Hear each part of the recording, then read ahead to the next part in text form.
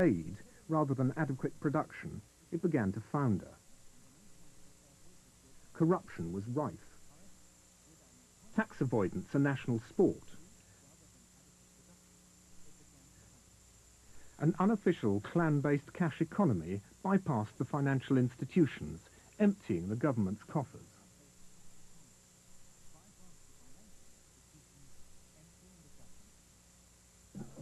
Now, with the country rallying behind him, Siad Barre had to look for more ambitious plans to foster his power gains and further attempt to go down in history as father of the Somali nation. One belief that would always unite the race was that ethnic Somalis in the neighbouring Ethiopia and Kenya should be reunited with Somalia. Secretly, he started training a rebel movement, the Western Somali Liberation Front, within the disputed areas. At first, the clandestine aggression went well. Emboldened by the fact that the pro-Western Emperor Haile Selassie had been deposed, Barre launched a full-scale attack on Ethiopia in July 1977. I personally, at the time when asked, advised the Somali government not to intervene in the Ogaden.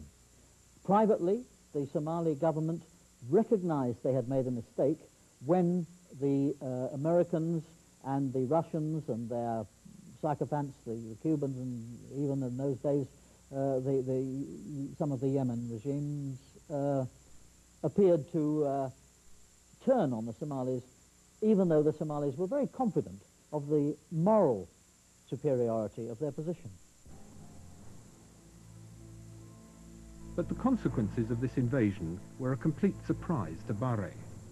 With Mengistu's Ethiopia ideologically ripe for takeover, the Soviets changed sides in November and instead gave Mengistu Cuban and East German troops to combat Somalia.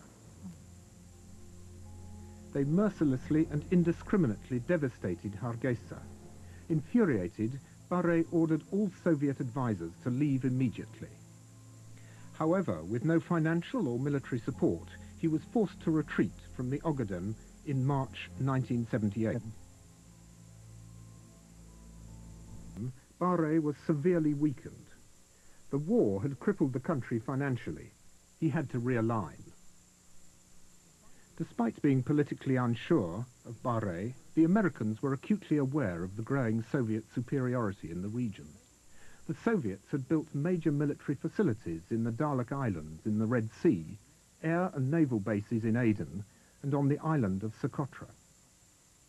The US therefore signed an agreement with Barre in August 1980, giving them unlimited access to airfields and docks in Berbera, Kismayo and Mogadishu, so countering Soviet power in the region.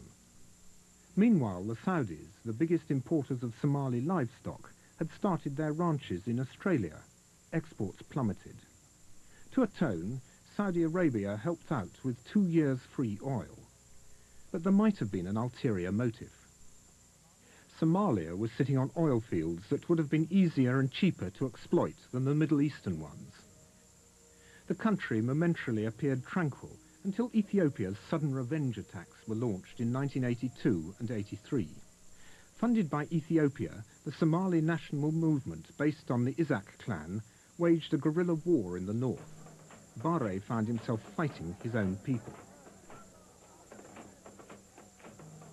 A complex character, Barre was also prepared to give people a second chance. He had released Aidid after 6 years' imprisonment.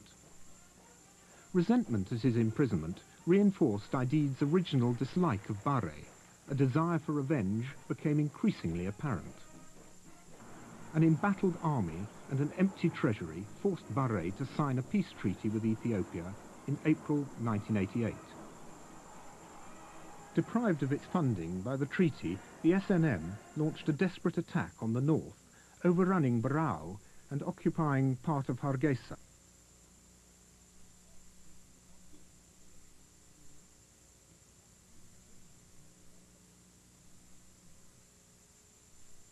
Barre was furious and unleashed the full strength of his forces against the rebels. Mercenaries bombed the rebel cities, as many Somali pilots refused to kill their own people. Artillery barrages finished the job. The SNM policy militarily seemed to me to be very misguided. They rushed straight into Hargeisa, occupied a part of the town, and tried to hold it.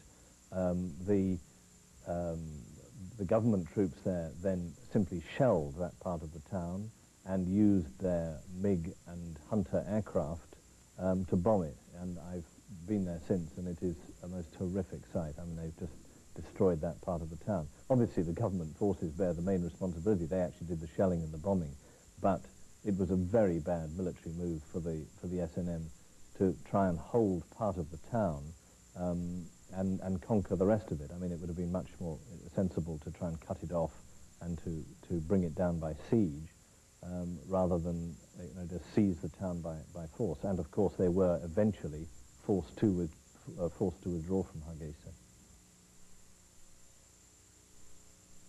Atrocities were committed by both sides.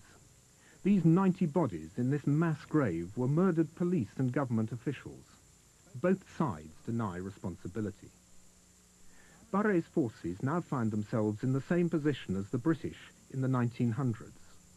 Barré controlled the towns, while the SNM guerrillas adopted the Mad Mullah's tactics and controlled the bush. In an attempt to restrict the rebel movements, government forces indiscriminately mined areas where nomads congregated, particularly water wells. 5 years on, these mines are still killing and maiming people, despite the efforts of international clearance teams. Well, I think when terrorists come to occupy or fight with the aim of